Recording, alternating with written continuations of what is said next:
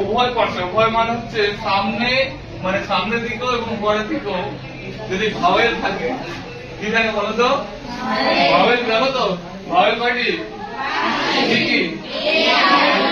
এই আর তাহলে যদি ভাওয়েল থাকে তাহলে এস পাবা, মানে এস এর সমান, মানে এস এর উচ্চারণটা হবে বর্গীয় জ। কি হবে?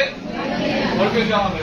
যেমন ধরো এখানে লিখেছি আমি আর ই এ এস ও এল। দেখো এখানে একটা এস রয়েছে, ঠিক আছে?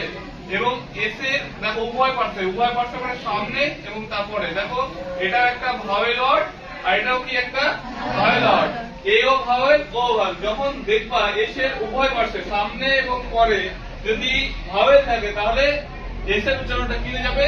বর্গীয় জ হবে। যেমন দেখো আর ই এ এস ও এন, কি হয়ে গেল? রিজন। কি হয়ে গেল? রিজন। তারপরে দেখো এখানে আবার রয়েছে এস ই এ এস